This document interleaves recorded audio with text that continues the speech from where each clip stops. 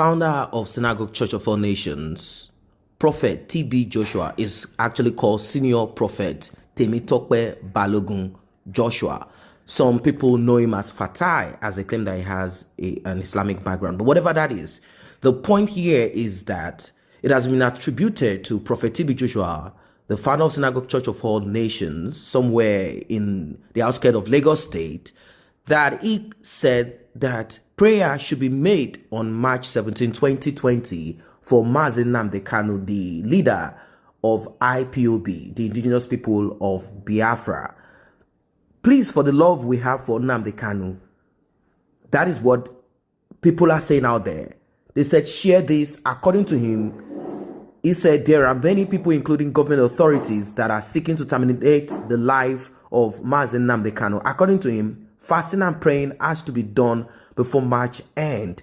Please, for the love that we have for him. That's what people kept on repeating. As you know, aside even a prophet revealing anything, you realize that this present administration, they are much more a lover of Boko Haram. They are much more a lover of ISWAP. They are much more a lover of Hausa Fulani bandits. And of course, they are much more a lover of terrorism, as they are granting a form of amnesty to the so-called repentant terrorists. In fact, these terrorists are coming in with their wives and children, and and the message there is that they want these terrorists to join politics. That is the message. In fact, one of the military generals was quoted to say that these terrorists, if they can lay down their arms, they can end up to become president. So that tells you the future of your children and the future of Nigeria. If a terrorist that does not understand system, that does not understand how structure, how things are made to function, would be the person that will be the president. That's why this present administration is clueless. Now, some might say it is just a means of kind of tempting the Boko Harams or luring them off. But I don't think a terrorist will be lured with this idea of him becoming president or offer of joining politics.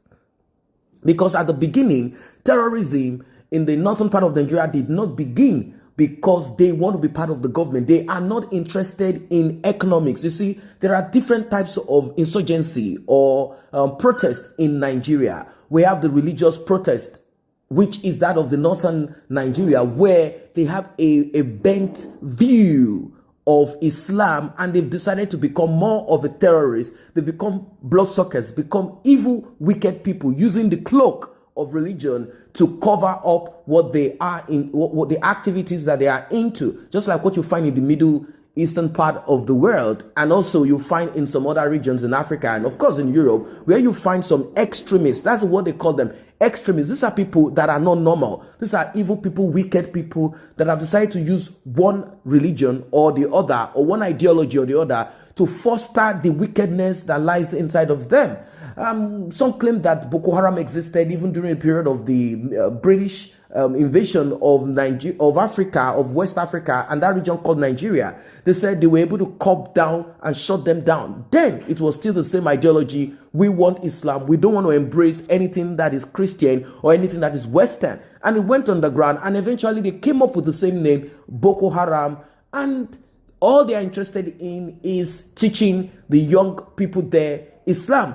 Question is this: how come the same Islamic religion in the northern part of Nigeria has not been able to provide for the Almajiris?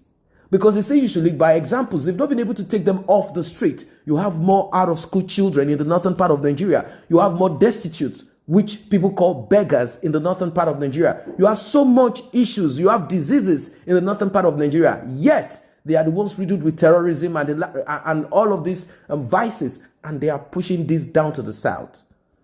So, when you look at all of these complex issues in the northern part of Nigeria, one would have thought that the government would have acted, be proactive, taking off the Almajiris off the street, kind of re-educate them, structure them properly. But because the government itself is not normal, the government itself is a terrorist government. Previous administration that you might say, oh, Goodluck Jonathan is more or less not a Muslim and all of that. He himself lacked the ability because he couldn't work it out.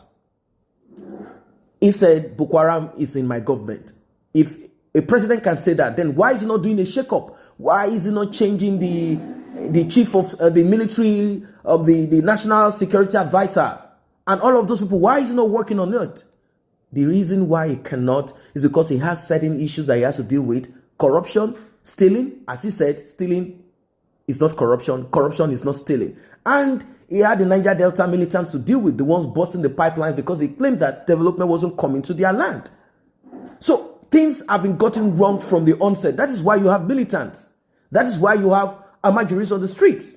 And this resulted into people with a different divergent view coming in to create menace and, kill people and shed blood. So when you compare all of this together, the reason I brought this up is because this same government is trying to join IPOB and Boko Haram, claiming that they all have ideologies. One is saying that I want a freedom for my space. I want this and that economic emancipation. The other one is saying I want religious emancipation. I want a land for myself. I want to dominate every other person. I want to preach Allah, the kind of Allah or the belief that they have to other people. So when I look at it, I have not seen the Boko Haram members or the terrorists in the northern part of Nigeria actually speaking. Maybe they don't want to speak in English. Maybe they speak in Hausa. That's why we don't understand.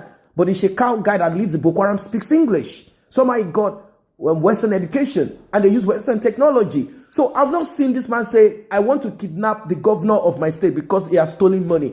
I want to kidnap a senator here and there because they did this. These people are not fighting for the betterment of the people. They are only fighting for that demon, working for that demon that lives inside of them. So that is the reason why IPOB has decided to raise up their voice, the leader and the rest of the comrades, to fight this oppression. And according to the reports here, the prophet is saying that they should offer prayers on March 17, 2020 for Nnamdi Kanu and, of course, the movement IPOB.